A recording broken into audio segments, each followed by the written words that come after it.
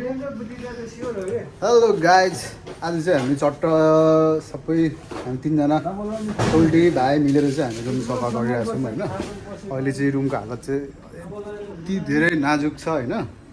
तर अहिले फिनिसिङ हाम्रो सबै क्लियर सफा गरेपछि चाहिँ हाम्रो रुमको लुक कस्तो आउँछ म तपाईँहरूलाई अर्को भिडियोमा दिनेछु। हामी छेउ कुना सबै सफा गरिरहेको छौँ।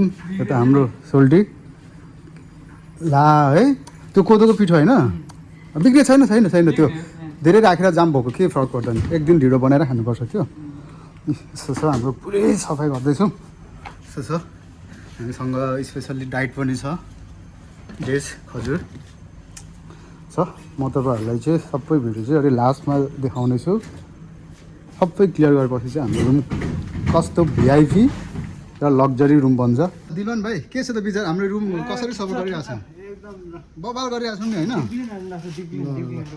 फेरि सट्ट अनि हामी चाहिँ यस्तो कचरा लिएर आयौँ फ्याँक्नलाई।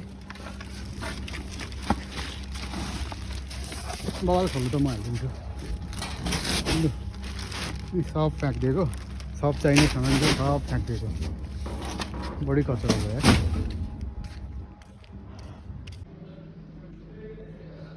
ल अब चाहिँ हाम्रो रुम चाहिँ लगभग 90% चाहिँ क्लिन भइसक्यो।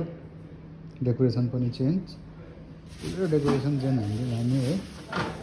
भाइले हल्का मिलाउँदैछ, बबाल हुन्छ।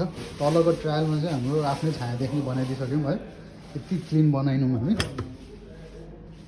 यो भनेको एकदम करोडको माल हो, करोडको छ यो भित्र। यसको लागि डाइट पनि छ, गड पनि छ, क्लक, ल्यापटप, बुक सब।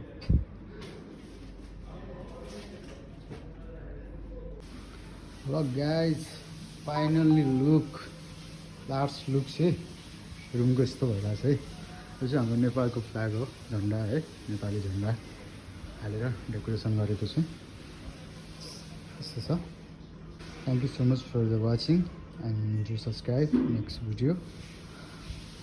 सब्सक्राइब गरेर हेल्प गर्नु होला। Thank you so much.